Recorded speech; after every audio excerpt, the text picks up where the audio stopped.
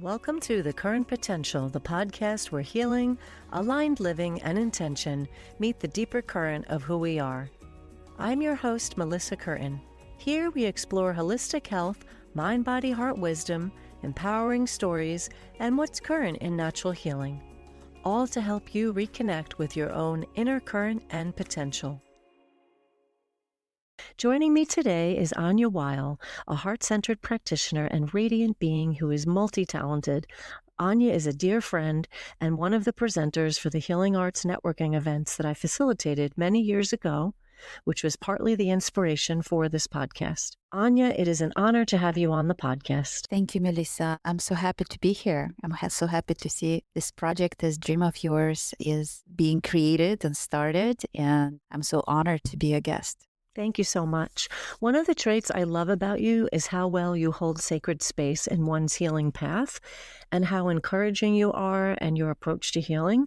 It's not just as someone who is trained in modalities with degrees, but how you're also guided from your own transformative healing journey and lived experience. So I would love for you to share a little bit about who you are and share about your background in holistic health and what modalities do you practice and offer. Well, my journey in holistic health started over 20-something, 6-7 years ago when I first just got curious about yoga. I fell in love and I started teaching in my early 20s. And then as I continued on that path, I was kind of going deeper into different healing modalities that came along as learning about Ayurveda, learning about Reiki, started on the path of yoga therapist and learning yoga therapy, and other things came along and became a health and wellness coach, and I trained in clinical psychology, and I learned about different nutrition programs and diets. So, and my path continues. So I think once you step on this kind of journey, you keep learning, you keep expanding and adding tools to what you practice and you offer to other people. So what I'm offering, when I work with people, it's pretty much combination of things that I know, that I learned, and it's somatic, it's movement, body work, which based in yoga, which pretty much is somatic therapy it was based in yoga and developed, but there is also tools from clinical psychology, from like autogenic training, from motivational interviewing, positive psychology, with a lot of mindfulness, breath work, meditation. And in my approach, when I work with individual clients, we'll look at the person as a whole, that it's not, for example, just a physical problem, or it's not just a psychological problem. Usually things come together, and we could also approach them from all layers of reality, from the very subtle to the very dense. So we can work with the body, we can work with the mind, and we can work with the spirit, with on more subtle layers of that person. Absolutely. That's amazing. You have such a breadth and depth to the evolvement of your healing journey and the modalities that you offer. And one of the reasons I was eager to have you on was because we share this idea and this empowered perspective about healing, that if one is open, it's a useful and profound teacher. And you touched on it about this whole approach that's integrative and integrates the whole person and is a holistic approach, and it's not this linear path. So I wanted to ask you, how has your own healing journey kind of shaped how you approach health and healing and your perspective? Mm-hmm. It's a very good question, because I think many of us who come into healing professions are curious about our own challenges and how to resolve them and solve them. And when I started on this path, and I fell in love with yoga, with movement, with breath work. I believed in the idea that if you just take care of your body, if you move, if you eat right, things are going to be great. You don't have to worry about anything.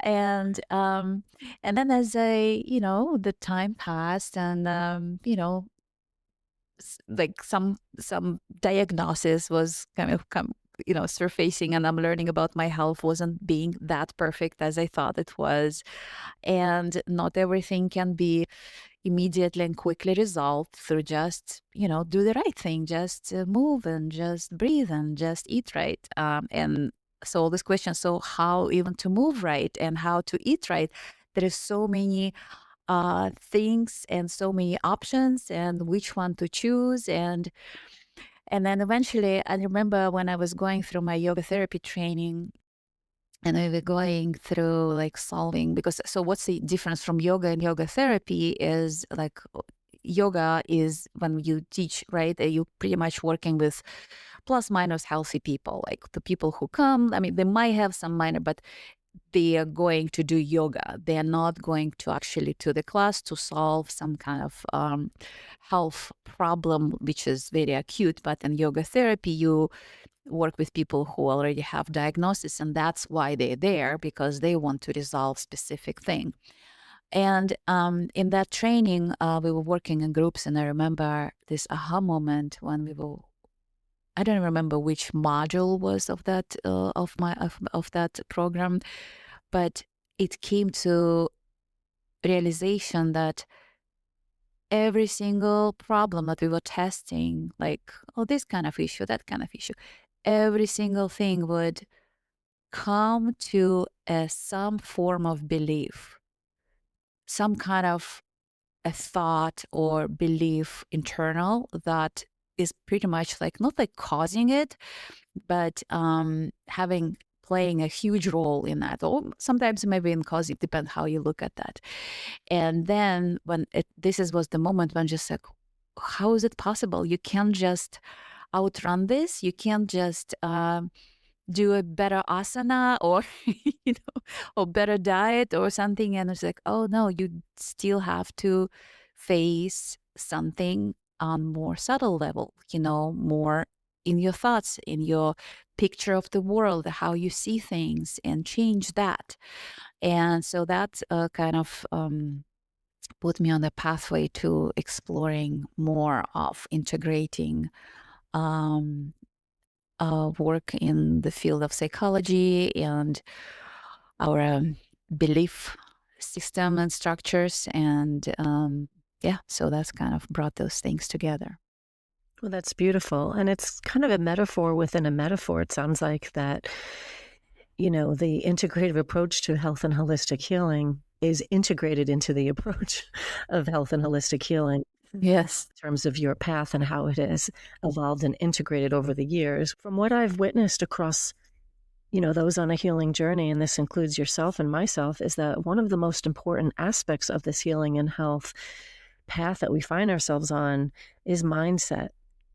And you touched on a little bit before, but it's this shifting from the victimhood to empowerment and approaching with this growth mindset, like you were touching on before about the positive psychology aspect. And those I find that are looking for the gem and the opportunity for growth within this experience, they have, I would say, more positive outcomes in general. And I wanted you to share about your experience and perspective on how important this is for the healing process. Right. It's, I think my main work with people when I work with clients is helping them to shift from the perspective of like life happening to me to uh, more of a position of the author, or at least a co-author, where where is my place in this, and where is my role in this, and where is um my, I wouldn't say like responsibility, because sometimes it has a triggering effect on people, but where is my power in this situation? And that's the position of the author. That's the position of uh, not an object, but more like subjective position. And I think it's a key in any any pathway, if it's towards healing, if it's towards building a project, if it's towards building relationship, is the perspective from which we approach whatever is in front of us. And when you are in the position of the author, when you're in position of not a victim, right? And maybe victim word also was used and overused. But when you're stepping into this ownership, let's say, that's the only place where change is possible. Like, it's how I see, because, yeah, because it's, because then everything, any outcome becomes your choice. Right. That's so true. And it's this personal responsibility and taking accountability for our own healing. And just to take that a step further, that reminds me of, when I think of being empowered around health, that means that I'm not outsourcing my power to another person, another provider, another avenue. It really comes down to, where can I take responsibility and have my own personal agency about this healing path that I'm on? And taking personal responsibility and accountability puts us in a position of being empowered and directing our path and co-creating that healing path. Like you were saying, like, why is this happening to me? Instead of what is the situation showing me about my healing, about my growth, about my relationships, about, it could be anything, right? Yes, absolutely. This sense of agency, it's that ownership of that, because healing by itself, it's not just like, oh, I'm there, like, oh, this is like a goal. This is a pathway. It's a journey, and you want to take yourself on that journey. You are going on the journey. You are making those decisions, right or wrong. It doesn't matter.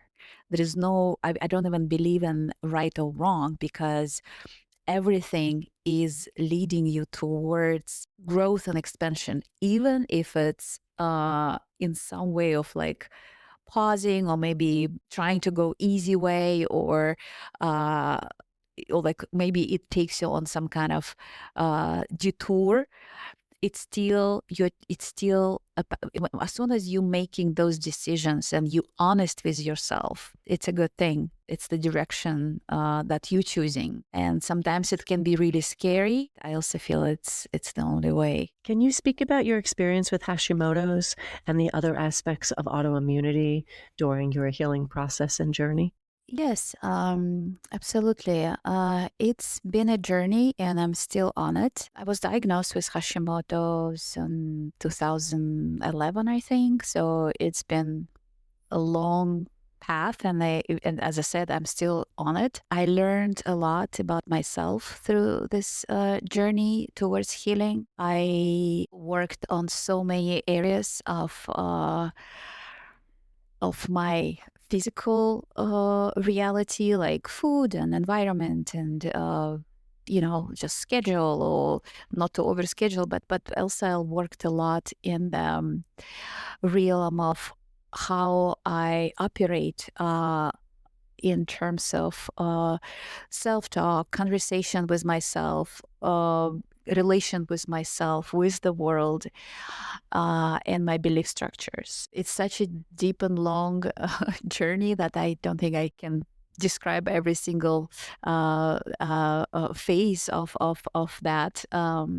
But it's one of the examples of integrative approach, where yes, physical changes need to happen. For example, changing the diet, the exercise routine, sleep routine, even the load of information, and really taking care of the nervous system, so it's not overstimulated, it's not in the sympathetic mode running nonstop.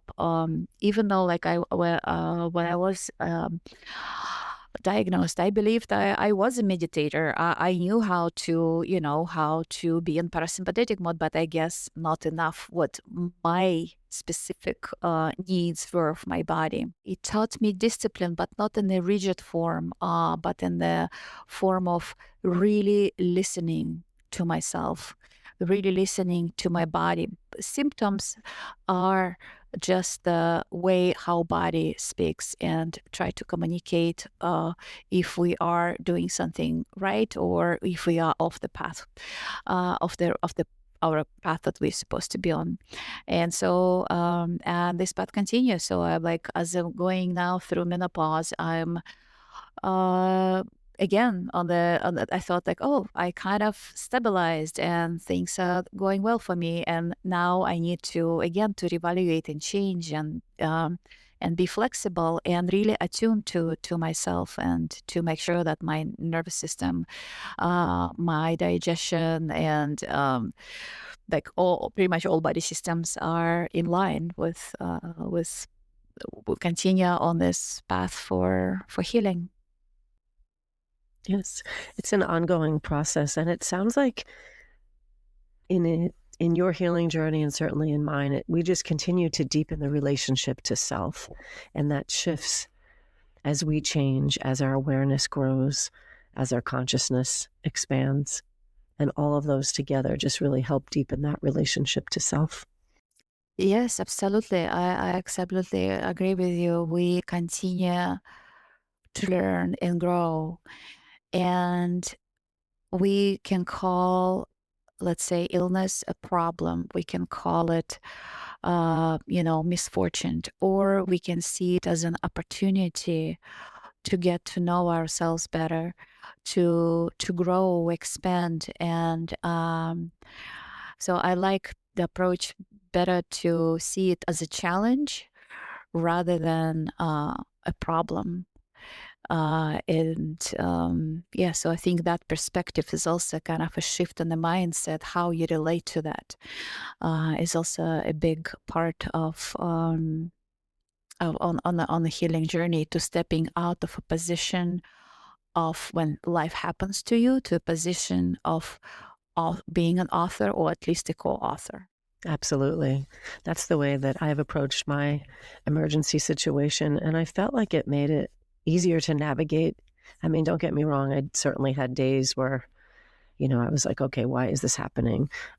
However, looking at that from an empowered perspective made that transformational journey and healing process easier for me, looking for the opportunity and what is this, and as I call it in my writing, what is this 2x4 showing me? And then taking responsibility, as we spoke about in that co-authoring process, shifting that experience and looking for the gems and the positive in that experience. As a practitioner, I'm sure you've seen how this plays out in multiple different ways. Can you speak to why you do what you do? Because this work is not an easy path, even as a person on a healing journey, nor the person holding the space for someone else. Like you said, it could be scary. You're dealing with a lot of emotions and, just the variety of whatever's presenting and showing up for someone in these challenging moments. Can you speak to this why? What is your why behind what you're doing? Yeah, I think my why, I'm still discovering more layers of my why. When I started first, and it's a very, probably everybody knows that feeling of empathy and wanting good and wanting to help others. And if, like, for example, I remember when I first started doing yoga, and I felt amazing. I felt so good, and my biggest wish was like, oh my gosh, I really want others to understand it and feel it and experience that. This is so amazing. So that was kind of the first jump on that pathway.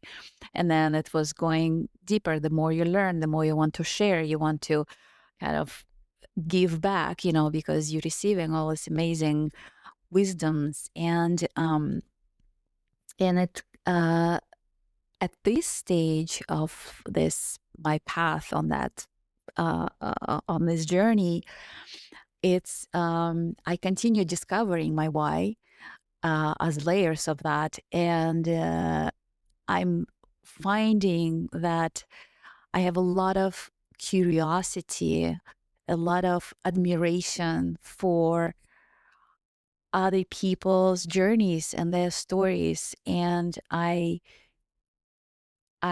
in my view of the world, how I see life, I see like we are one. We are this amazing sparks of consciousness in different bodies, but that are kind of the same field, and it's super um, rewarding and beautiful to support each other on this process of discovery, of learning and growing.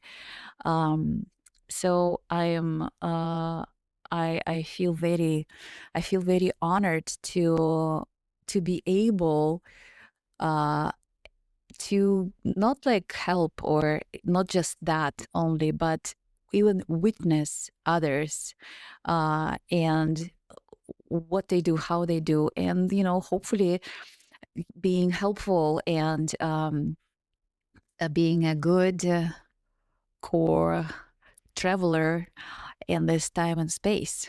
Um, so this is the another layer of why that is I'm discovering right now. And I think that that is actually the curiosity and the discovery is also at the base of someone's healing journey. You know, I mean, like you said, there's more layers and more onion layers to peel and more just multiple layers to look at and uncover. So, something that often gets overlooked is how we speak to ourselves and how that shapes our healing process. The language that we use, how we frame what is occurring physically, feels just as important, if not more central, than what's happening biologically and on the metaphysical aspects. Like there's new research to support this too. So I'd love for us to dive deeper on this. Yes, absolutely. This internal language, or that dialogue, or in the bigger sort of picture, we could say it's our relation to with our own selves is a very big part of the picture of the world, what we think it is, and that sort of internal dialogue, that relation with the self, is going to manifest itself in the reality that we create, in the what kind of relationship we build outside from us, and relationship with the reality, with the world, with the people, with the jobs, with the businesses, and with our health. And this is one of the bigger kind of parts of the work that I do. Will look at this internal relationship with the self, that belief structure, and we gently observing it and noticing what of those dialogues maybe not very nice, what are those thoughts are maybe not very really inspiring, and you know bringing good outcomes. And using I really like using autogenic training is to pretty much reprogram, to rewrite a software, like that language, that wording, those thoughts into something that you can now consciously choose, because we didn't choose our software when we were born and we were being raised, and because we absorbing that's what created through our environment, through our caregivers, and and then we grow up, we like leave our homes, we leave our childhood, but we still using the same survival techniques, the same strategies, which are not longer supporting us. And through this through this modality with my clients, we could observe and look and change. That's what we call software, that internal dialogue into, what do you think is going to serve you better nowadays? And yeah, so I absolutely believe it's a huge part of the process for healing. Yes, thank you. And also, when I was referring to like the language we use, I often hear conversations of people, they'll say things like my back is killing me or my neck or they'll just use language that feels destructive. I mean, truth in that moment, that's what they're experiencing. And then I also share with people like don't beat yourself up. Like okay, if you say, my neck is going to be the death of me, or they say something very intense like that, I'll say, okay, catch yourself maybe the next time or reframe it. And also don't necessarily identify with the illness or dis-ease in the body or the sickness. People have a diagnosis and then they become that diagnosis. So maybe separating, teaching them techniques, or like you said, this rewiring, reprogramming of separating themselves from that and being more mindful when they're speaking, and being put in the present moment. Like I meet people, they have cancer, they have a particular issue or an autoimmune condition, and they get attached to that. And there's even awareness that we can bring to someone's attention around how to approach the languaging, and someone recently said to me, oh, I have cancer, and you could hear it in their voice that they're feeling it in their being, and I probably like yourself, I want to honor where they're at in their experience, but also remind them that they are healing, they are a whole being, this and along that line. So I wanted, if you can, just speak more to about the language of healing, because there's something very powerful in that when you can reframe even this the healing journey in the words that you use. Yes, absolutely. Words are very powerful. Either we use them internally or we externally expressing them and saying them out loud. And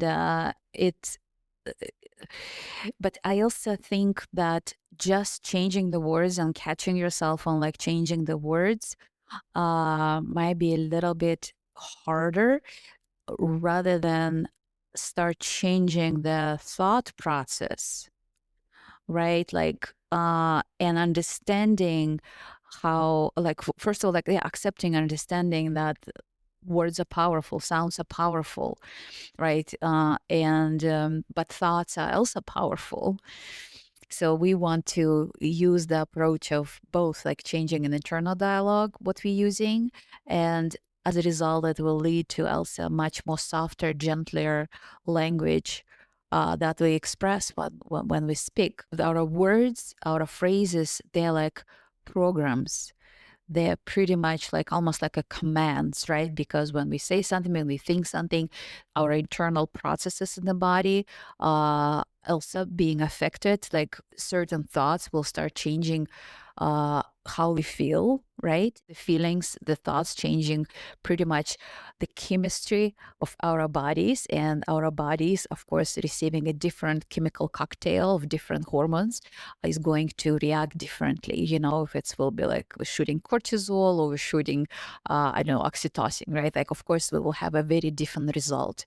And our language plays a huge part in that.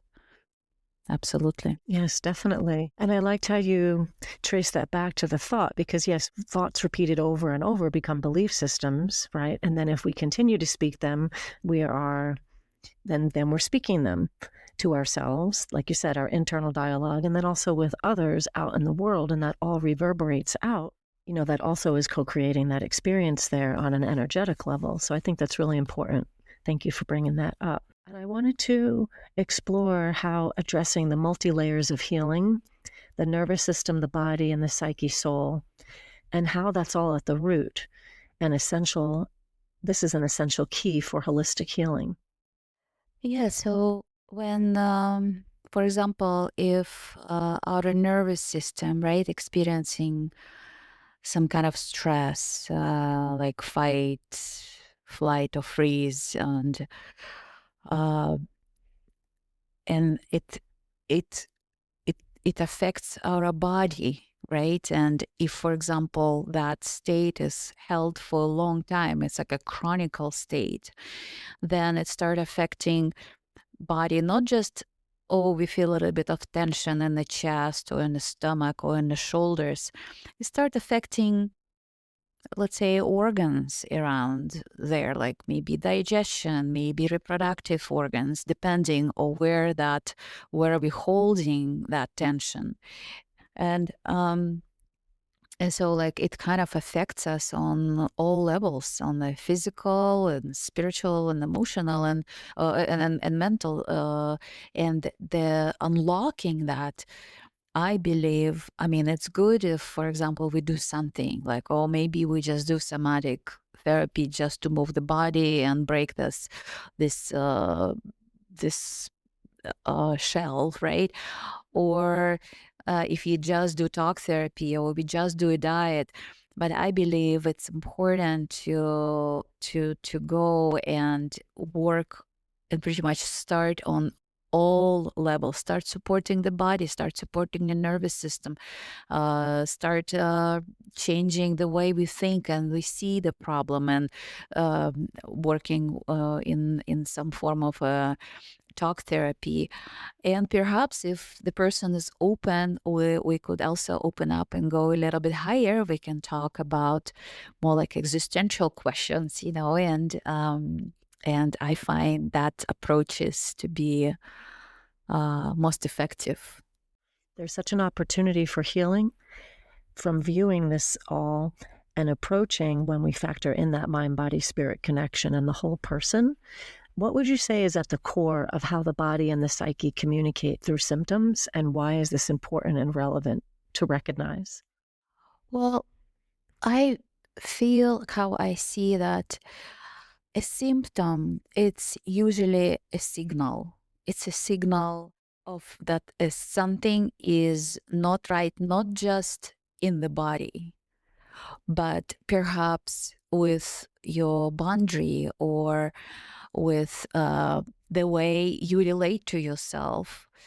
Or so it's almost like through the body, the psyche speaks because it cannot speak loud. So it's the body is almost like a tool, an opportunity that will bring attention.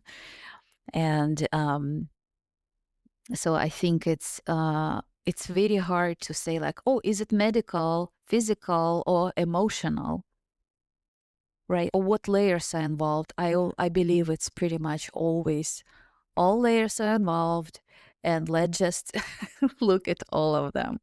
In a multi-directional healing approach, there are some foundational pieces. And earlier in our conversation, you mentioned on your early journey, it's moving the body and prioritizing sleep. Those are key, right? With proper nutrients and food and diving into the emotional work and connections to the body. But can you share more about supporting the nervous system and the breath work and other simple practices that contribute to healing? Oh, yes, absolutely. Yes, moving the body and moving the body the way that your body likes to be moved. It's important that movement brings you joy. It's not just you losing calories and gaining muscles or losing weight. It's important to that the body moves and you experience elevated emotions. So either it's yoga or dance or weightlifting, whatever, or hiking or whatever brings you makes you feel experience love, like why you're doing that. Like if it's hard for you to answer why you're doing that, then probably shouldn't be doing that. um uh and joy should be there in one of those answers why. um and another element, because if you do that kind of movement that brings you joy, it's most likely gives you opportunity to be in this elevated state that is similar or close to what we try to do when we do some kind of meditation, breath work, or like mindfulness practice. Or you can do it separately. For example, like I really enjoy breath work and meditation. So for me, it's not a torture. For some people, it is. So find something that gives you that elevated state that also is joyful. Um, and what other ways? How you eat, right? So I mean, of course, like every condition requires certain look at the diet, and it's very hard to give a general uh, kind of, how to say, general recommendation for everyone. Just eat healthy, right?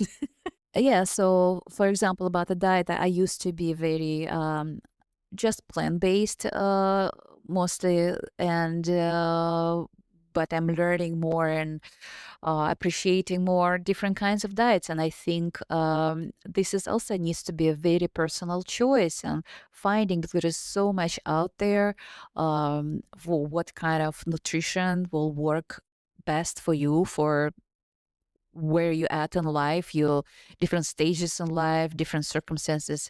But it does need to bring some kind of joy, but not necessarily sugar joy, but but I don't think there is any diet that actually will recommend sugar. So like pretty much any good healthy diet would not use any of that.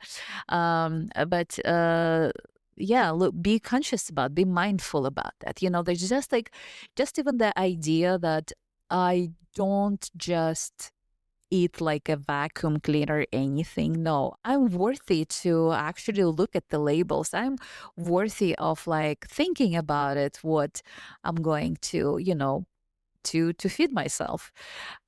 Just even shifting that to be more attentive will have good results. Yeah, so diet. Another piece, of course, it's the sleep. We all know that, I mean, maybe not all, but sleep is a big piece to the puzzle of good health, finding good rituals. Yeah, restful sleep, restorative sleep, because, I mean, I can sleep 9 hours and I could still wake up tired, right?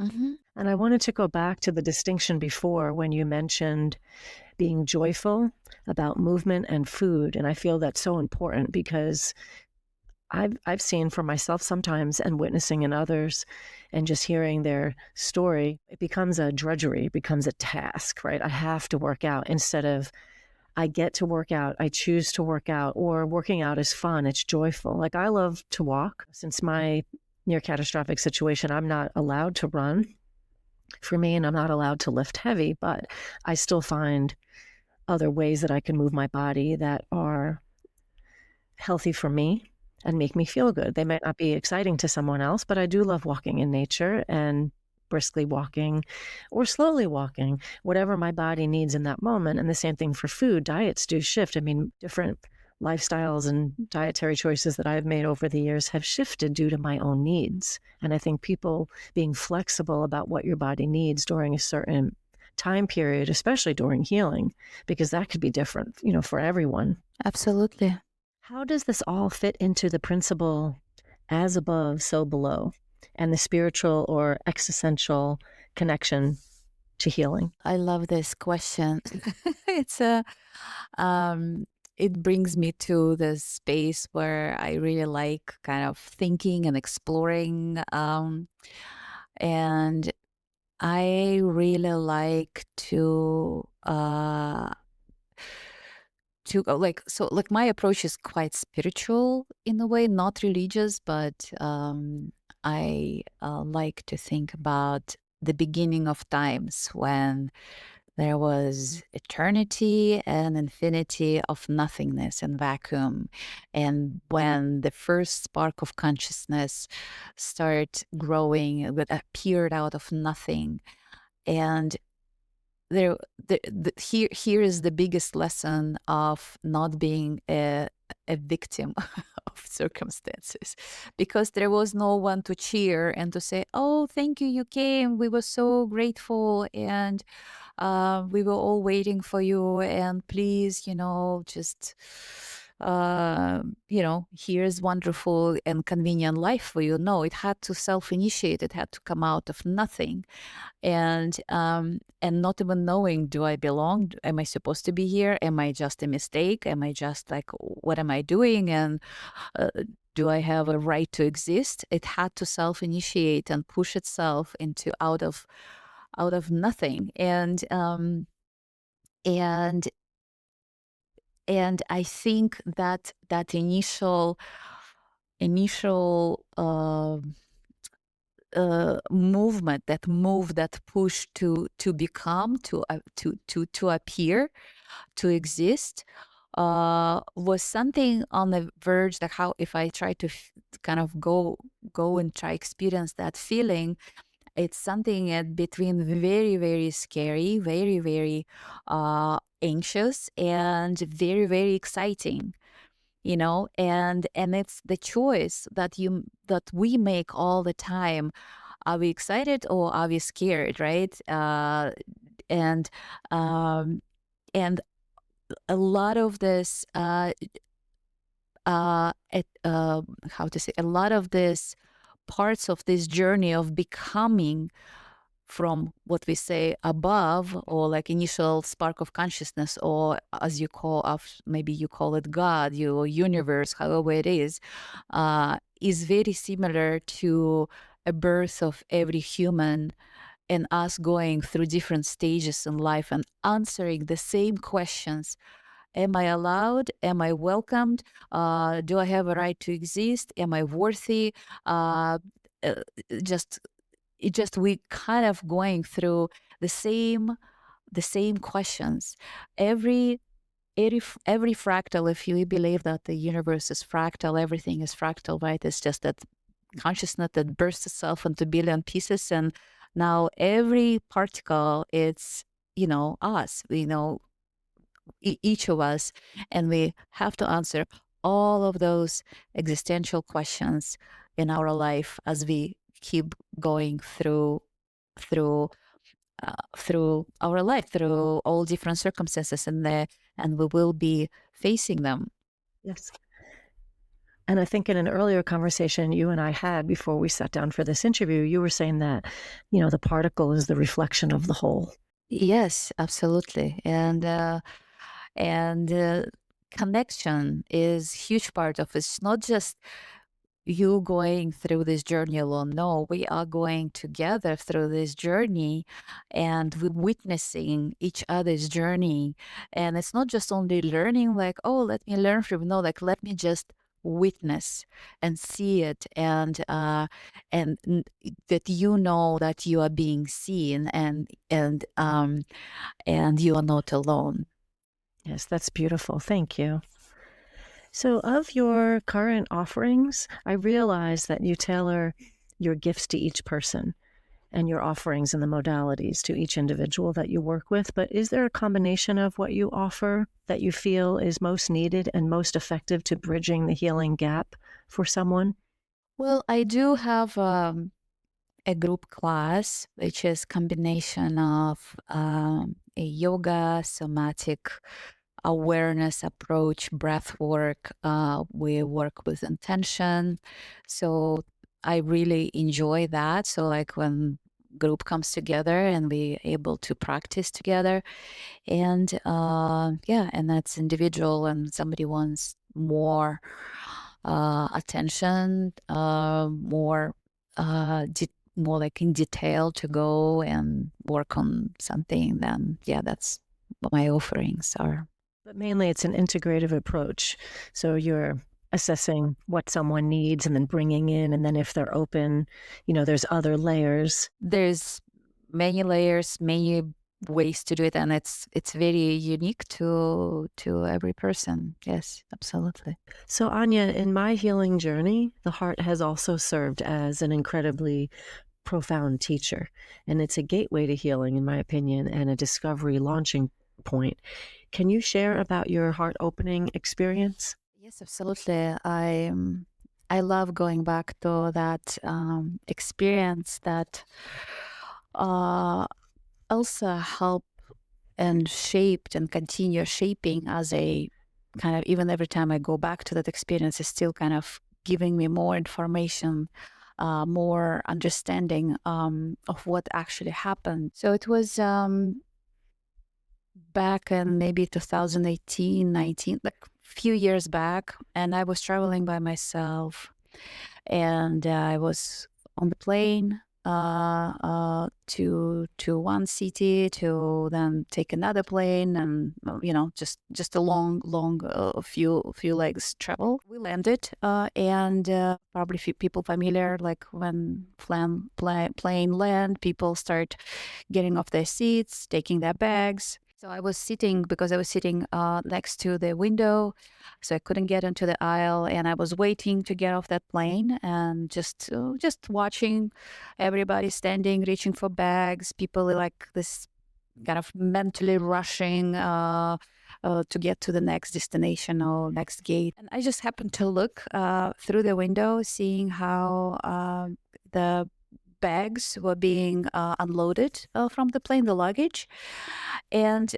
I saw like a like some kind of like weirdly, not the weirdly shaped, just kind of like a container, and I don't remember exactly how it was marked, but it was something like some kind of medical transportation, or and I remember when I looked at that, and instantly, like it was, I knew like that was an organ transplant, and I knew it's just something like a house spoke to me. It's a heart. In that moment of that recognition, when that sort of ignited in me, and then something happened inside my chest, inside my own heart. It didn't race, it didn't like physically change anything, but it didn't hurt, like nothing, but it felt like it just opened, like my chest like cracked open. It was like if like a physical space inside me like kind of expanded, even though there was no like any physical change in me. And then I looked back into the cabin of the plane,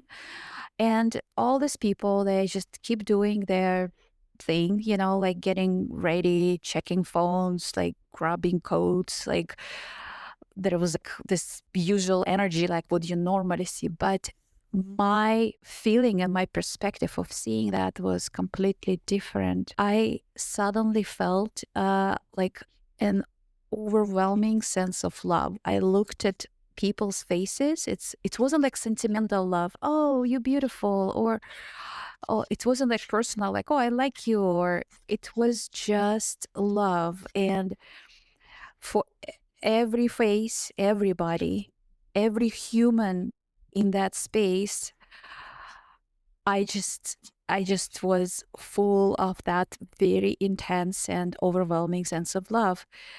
And it felt like too much, to be honest. Like and at the same time, I couldn't stop looking. I couldn't stop that feeling. Each person felt incredibly precious, unique.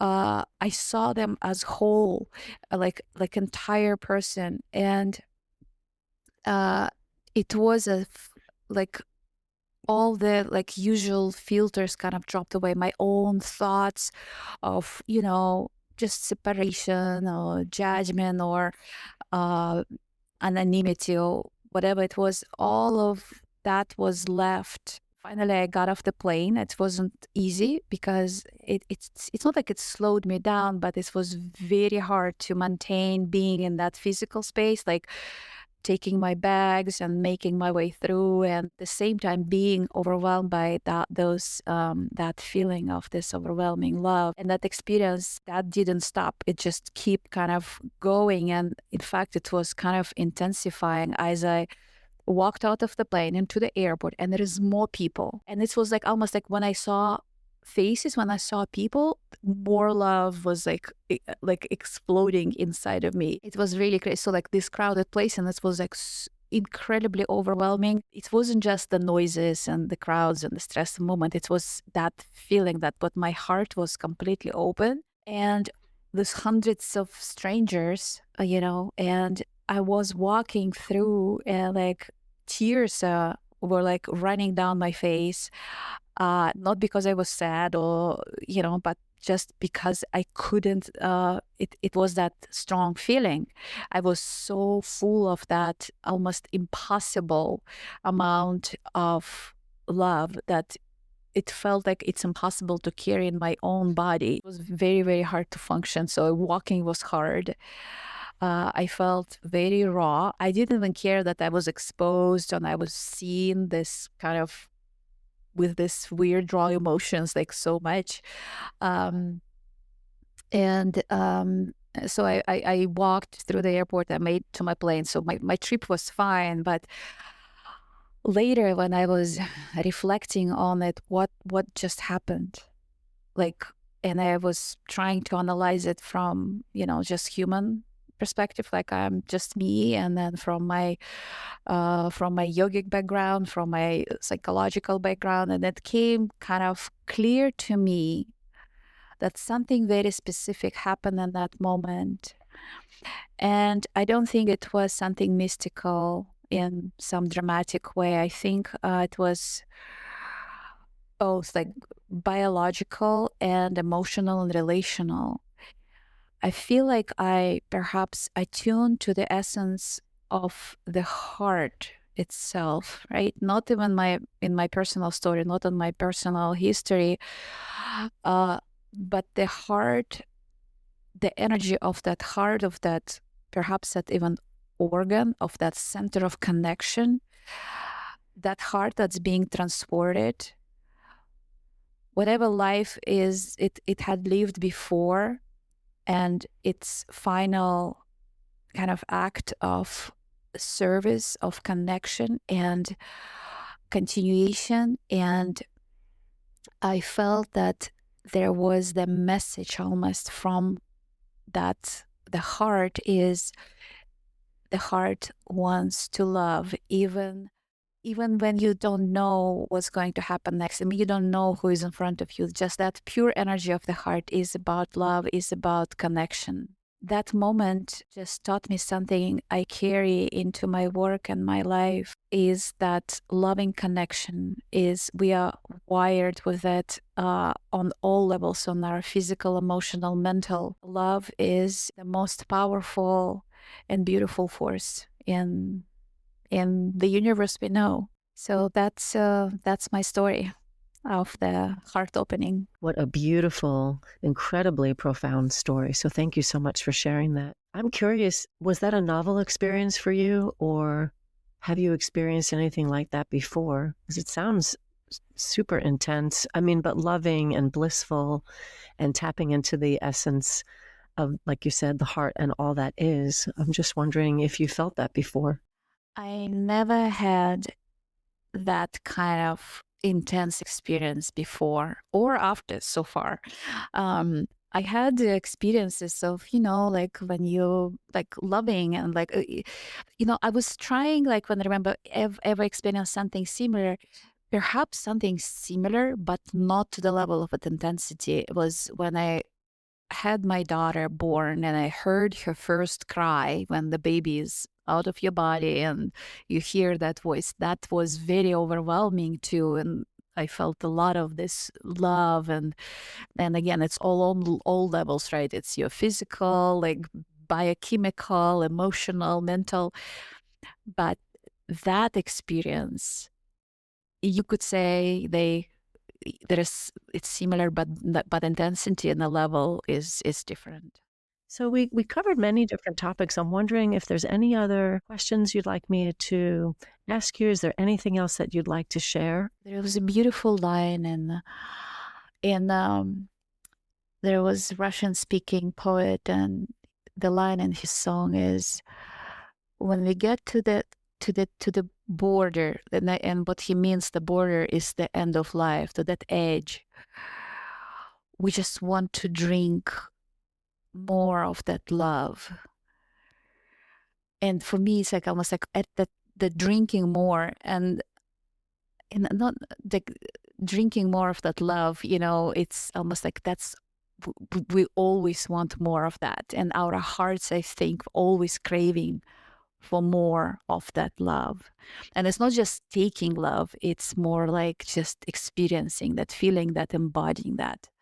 Yes, that's very powerful, embodying all the aspects of love and all the multi-layers. There is a topic that I think is also one of the existential questions and very important base layers for health healing is a will. Sometimes you can say willpower or just the will. I think getting access to our will, to our, and it's not like willpower, all my willpower to take cold shower, or my willpower to go to the gym, or my willpower to keep drinking green juices or something like that. It expresses itself in those daily choices, but kind of aligning with that will that is there. And you hear because of that will, everything is a reminder of you are here by your choice, and is an important part of the healing journey. When I think of will, I think of like the will to live, willpower, willingness to heal, the willingness to step on that moving walkway and say, yes, this is for my growth. Okay, I'm in. Yeah, yes, absolutely. So that will, if we again go back to that beginning of times before anything existed and vacuum and that spark of awareness appeared, right, of nothing. So like, why are you here? Like, what are you? Are you a mistake? What is it? And we are rational people. We try to say like all this, you know, explanations, or things exist for this or for that, or I'm here like, my purpose, or like I'm helpful, or I'm a good person, or whatever we give ourselves sort of explanation to our own existence. I think we need to come to very basic and very simple, not even an explanation, but a reason. And it doesn't have to be like, oh, like for the beauty of life and for continuity of universe and da da da. I think it's as simple as just because, I don't know, out of stubbornness, out of because I want it, or because I'm curious what I can create and what it can be. You know. So I think all of us need to answer that question, to find that connection with that will, with that power within. Is It's not something I would say like selfish, but something it doesn't have to be very almost like very reasonable. It doesn't have to be something very logical. It can be as simple, just like just out of stubbornness, because, and that's plenty. Mm-hmm. Now, what closing resources or quotes would you like to share with the listeners? Maybe will, or the agency is that medicine, is that healing that can make other things that we bring in, like food and other healing modalities, like a movement and good supplements and regimen or good sleep, that kind of brings it into the place where it actually works, but it actually have that result that we want. Can you share, like, how does someone work with you? Should they reach out through your website? What's the best way for people to find you? My website, that's through the website. They can contact me through email or WhatsApp. Okay, wonderful. I just want to thank you so much for being available today and sharing all of your wisdom and healing insights. It's such a pleasure to finally sit down with you and connect with you. And it's really been a pleasure. So thank you so much, Anya.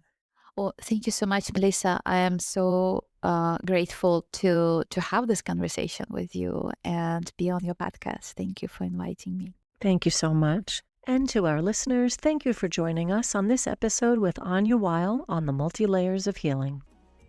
Thank you for tuning into the Current Potential podcast. If this conversation resonated, inspired your next step, or you know someone this episode can benefit, please share, subscribe, and find me on Instagram at The Current Potential for new episodes and related content, and on my website, melissacurtin.com. Until next time, be aligned, stay connected to your inner wisdom, and follow the current that supports your potential.